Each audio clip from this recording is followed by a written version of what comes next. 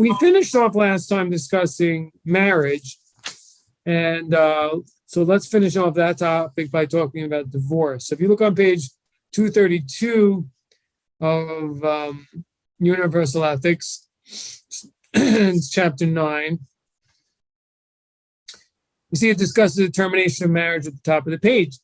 And again, it's very similar to the creation of marriage, the consummation of a marriage, I guess, in that it's kind of informal. It doesn't require a document or an authority to be present. You know, it's not like you have to have a rabbi or anyone else. It's simply they part ways, but it has to be with a certain permanence to it. So it's kind of, so actually, although the law doesn't require, no, law doesn't require a document, but it seems like if there was one, that would give a great permanence, and it would certainly act as evidence and document the fact that it was a permanent disbandment of the relationship. So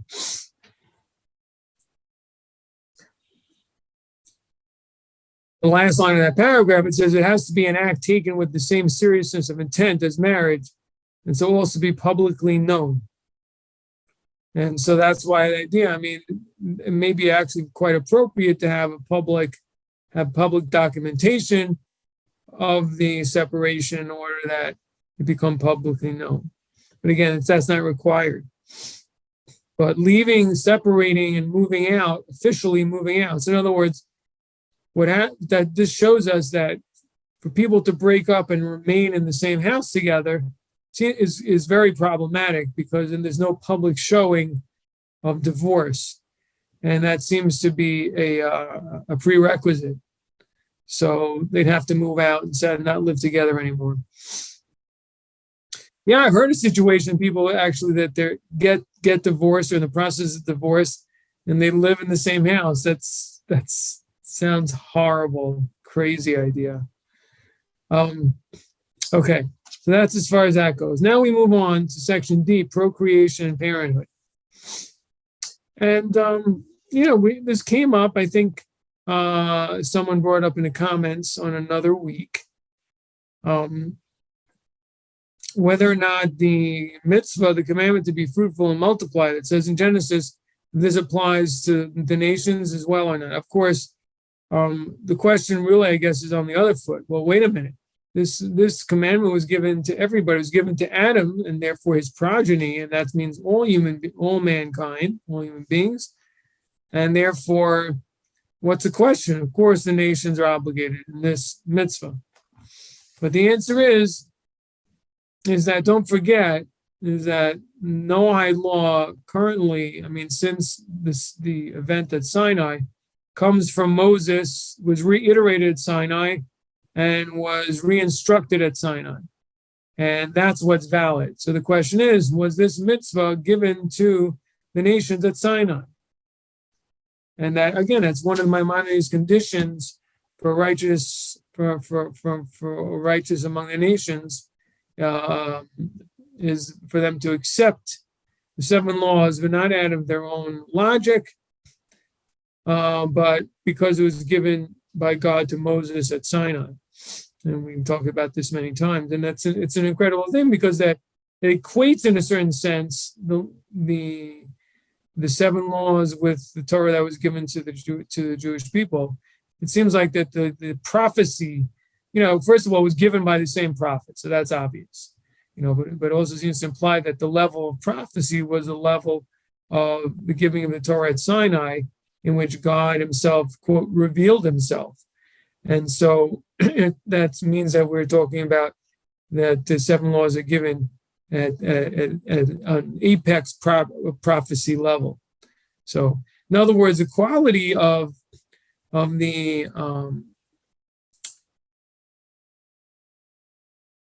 I think trying to looking for a better word than giving, but the transmission of the Noahide laws the second time was of a higher quality and degree than when it was given to Adam or Noah, because there was a higher level of revelation, a higher level of prophecy.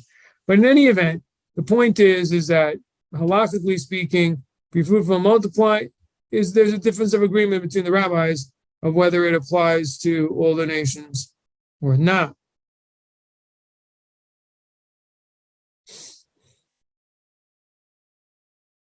So if you look at the bottom of page 232, the last sentence, he says one view is that it was reiterated, and hence these specific requirements are incumbent upon humanity. There's a view that be fruitful and multiply was reiterated at Sinai. Whose view is that? Says Rabbi Chai going in number 165.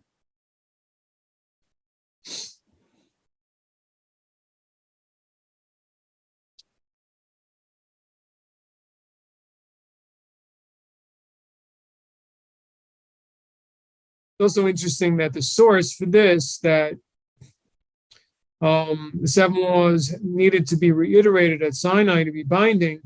You can look at footnote 68. That comes from the Babylonian Talmud, Sanhedrin, page 59b.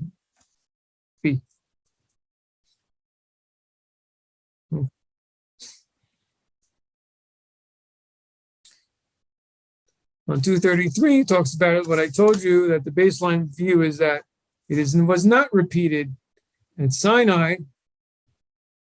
However, there's a general obligation on all mankind deriving from the verse that God did not create the world to be void, but rather to be inhabited. And then he goes on to explain some really interesting things about that. Well, just the depth of this commandment to civilize and what we mean by it. And obviously, what is the repercussions and implications of having children being a means of civilizing the world? Well, it also means that not just bringing them into the world is a mitzvah, because, from be fruitful and multiply, that's just talking about procreation. Once you have kids, you've done it. You were fruitful and multiply. But civilizing is a lot more qualitative, right? I mean, it would mean teaching the children would also be included. To have a proper habitation, it's not enough that we just multiply, but you have to teach, you have to have children that continue.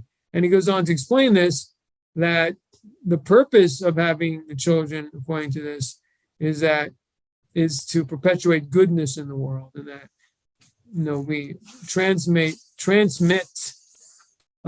these values of the 7 laws to the children, and it continues ad infinitum, their children, etc., people around them, etc. So he says,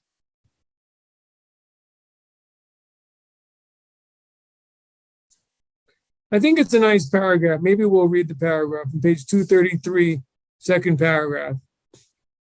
He says, the significance of the obligation to procreate is to be grasped not simply in the practical sense, that without inhabitants there can be no society, but rather also as a spiritual task. One's purpose is to bring goodness into the world through the fulfillment of the Noahide laws in this world. Consequently, one of the greatest and most fundamental things a person can do is to bring more agents of moral goodness, one's children, whom one will educate to this goal into the world.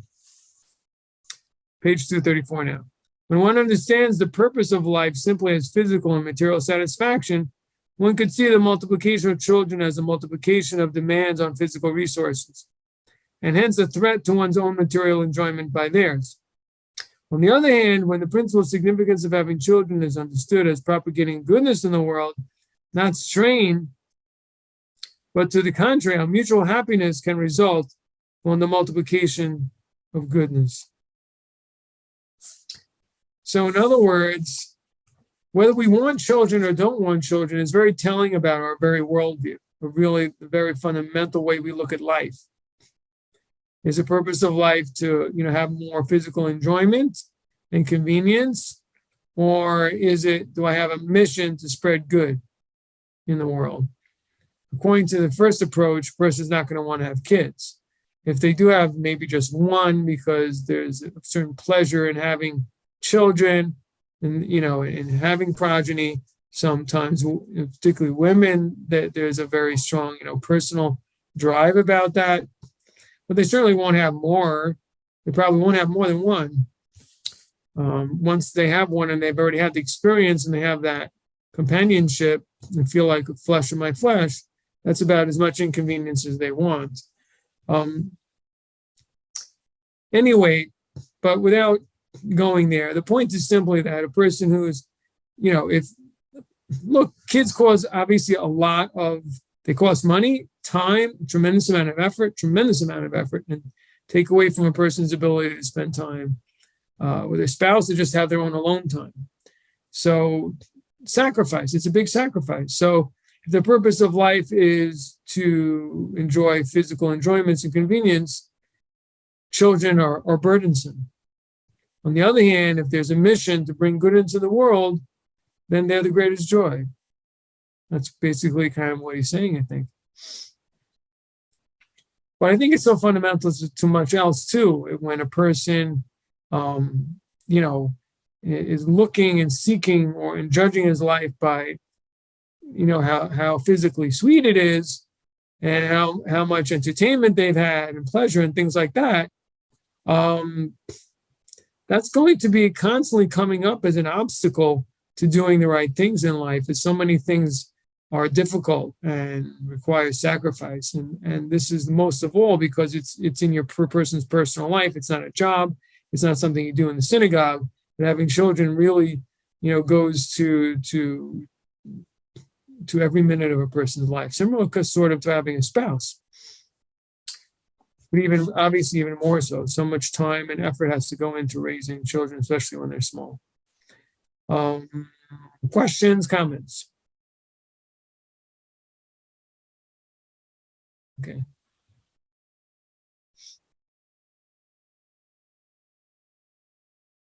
But there's also this whole other point about propagating and multiplying good, and that being the best way, or one of the best ways to do it, is having children.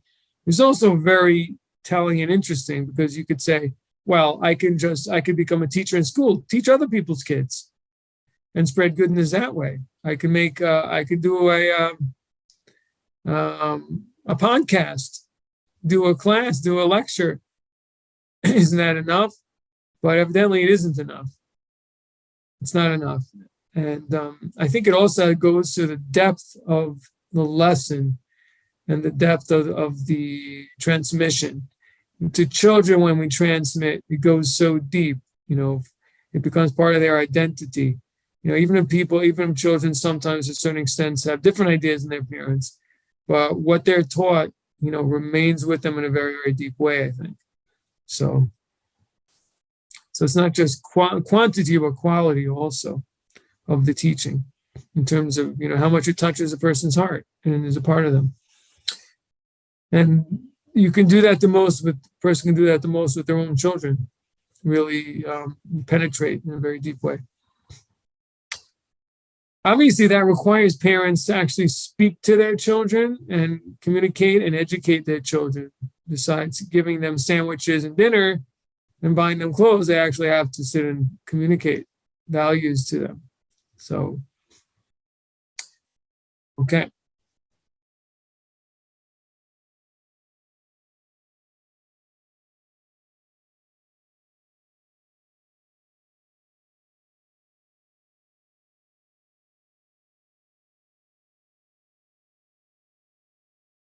All right.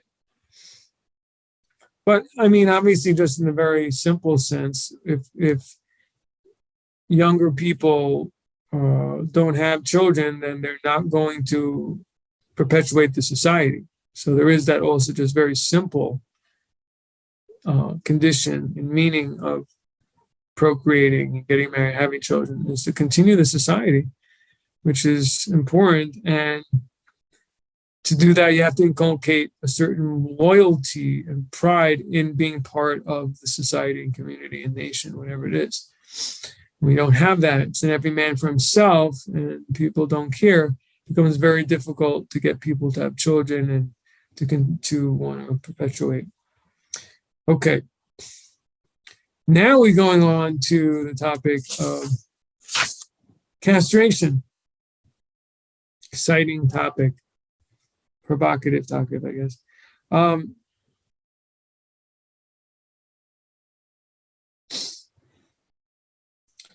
So the differences of opinion about it. Jews certainly are forbidden to castrate. There's a verse in the Torah about it. I was hoping that they would cite it, but they don't. But the question is, kind of try to find it. I'll look it up. Maybe I'll send it in an email. But it would apply not just to people, it would apply also to animals. And there are views that among the authorities that this prohibition is for all humanity. So this is interesting. Actually, this is extremely relevant today with this whole discussion about gender change and that kind of thing.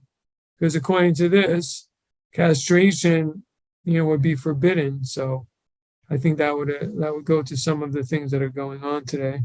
You hear about it in the news.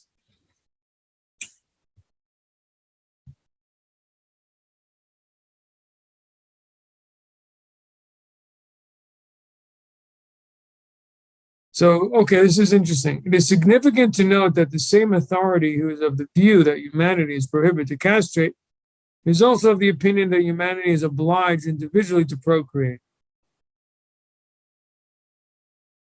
Other authorities, whose opinion is the principal one, maintain that humanity is not prohibited to castrate animals or to sterilize humans, and are also of the view that the imperative for humans to procreate is not incumbent upon persons individually, but collectively. All right, so it's a very thin line here, because basically what he's saying is, according to these authorities, humanity as a whole, what he's saying is that an individual has no individual prohibition for castration, but as a community, you can't castrate. So, of course, then it's like, where do you draw the line? Because once you start allowing people to do it, as the numbers start growing, then people won't be able to have children, obviously. So there's a thin balance here between these two opinions. It's not a thin balance. It's a question of, is it something that's being promoted by authorities, institutions, leaders? Then that would fall into even according to this category, because it would be something that's being promoted for the masses. However, although, again, unless it's actually done, it's not that you're actually committing the sin. In other words, if leaders are directing people to castrate, then they would be violating the seventh command, which is to perpetuate to create a judicial system to promote and to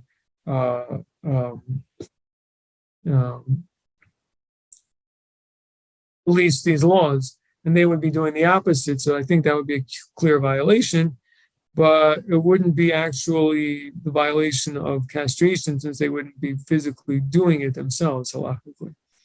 But in any event, so what we have here is these two different opinions whether castration is permitted or not, which brings us to the interesting topic of, let's say a Jew owns a pet and wants a pet neutered. So some rabbis will say that bring it to a non-Jewish vet to do it for you, because they're not obligated, they're not prohibited from castration. So that you don't, if it does something needs to be done, you don't do it yourself, you bring it to a non-Jew. I'm talking about animals.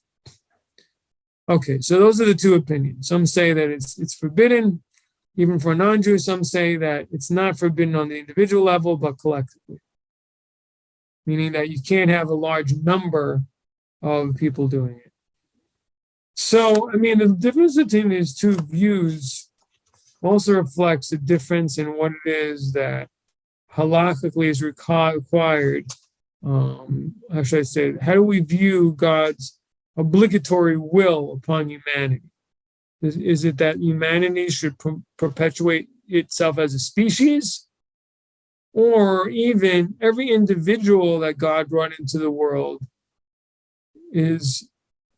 needs to try to perpetuate itself.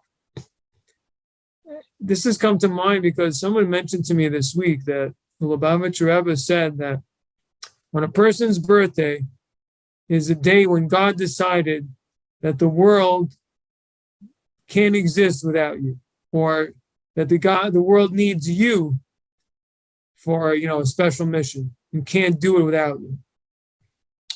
So, in other words, according to that approach, that approach really fits in according to the first view, that every individual is forbidden to castrate. The reason would be is that if I have a special individual mission, then I need to perpetuate that mission through my children. Even though their mission will be a little bit different, but it will bear some relevance to mine. I haven't finished, and there's similarities. Maybe the personality parts that they have different than mine, but some similarities nevertheless. So they're continuing the story I started.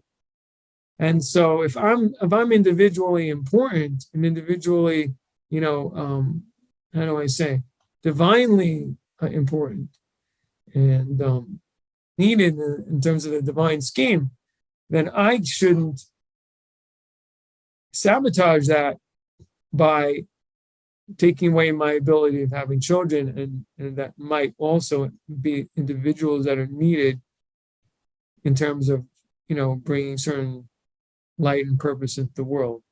The second view is that no, that's God's business of how to fulfill whatever spiritual refinement needs to be, but our requirement is just to perpetuate the species as a whole.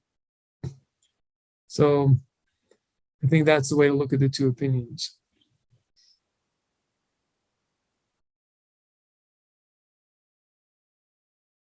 Okay. So there's a nice quote here from Sefer Chinuch, Book of Education, we've spoken about many times. In the next paragraph, so he says, the biological foundation of relationship. Essential to human identity is the knowledge of who one's parents are. Commentary on the biblical prohibition of adultery writes the following. In order that the world should be settled as God desired, God willed that all the entities of his world should produce their offspring, each one according to its kind, and not that one kind should be mixed with another. Similarly, he desired that the offspring of men should be known to whom it relates, and not that one should be mixed with another, as in the confusion of paternity through adultery. Okay. Rabbi, could I ask a question here? Yes, please. We now have genetic testing, and we can determine if we are predisposed to certain illnesses that could be passed on to children. So if I find I have some sort of genetic abnormality that potentially could cause a child of mine to be forced to live through a devastating illness or not have a good quality of life, would that be a valid reason to restrain from having children so as not to potentially pass on something like that?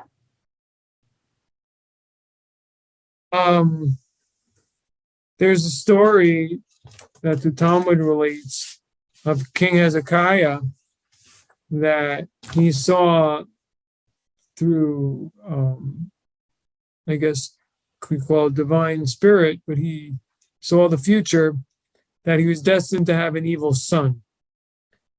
And from that point on, he ceased to be intimate with his wife and to seek to have children. Sometime later, he became deathly ill. And the prophet Isaiah came to him and told him that you're going to die because you have refused to have children. So he told him, but I see in the future that this son is going to be wicked and is going to be an idolater and he's going to lead the children of Israel astray. Isaiah answered him, he said, don't get involved in God's business. It's not your business. Your business is to procreate. That's your command. As far as the future and the fates and so on, that's not your business. This is the mysteries that belong to God, not to man. Why that God would bring such a person who God knows already that this is going to happen. It's not his concern. So I think there's a relation there between, an analogy between that story and your question, simply because, what could be worse than having a wicked son? Although you could argue that Menashe eventually does repent, so maybe in the end it works out. But I don't have the full answer to it. I don't know if I have like a rabbinic decision on it, but it seems to me that, and from my knowledge of it, in terms of what the Lubavitcher Rebbe would say, would be no, that it's not. First of all, we have to have faith that won't happen. That's number one. Because we don't know what's going to happen. And number two,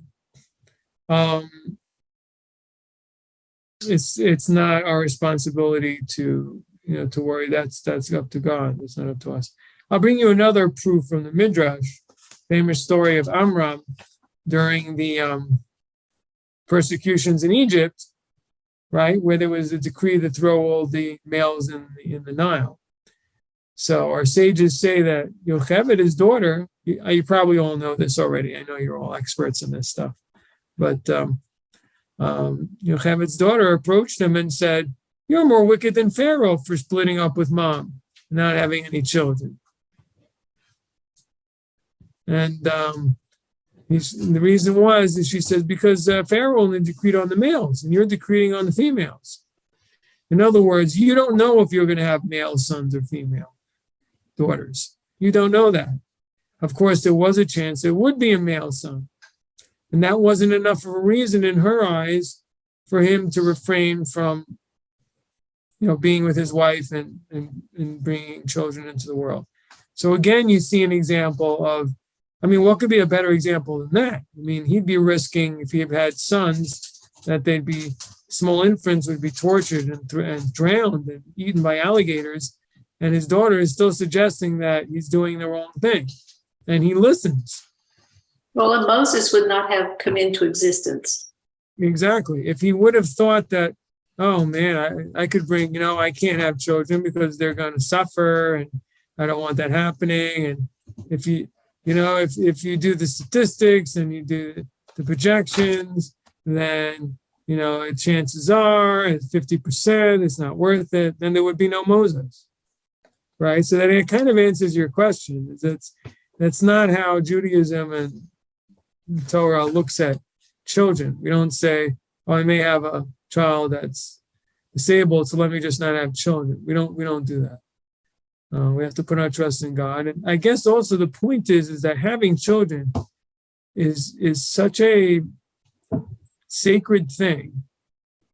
And we're really, in other words, I guess what we're really saying is we're really just God's messengers in a certain sense. And so it's not really for us to make those choices.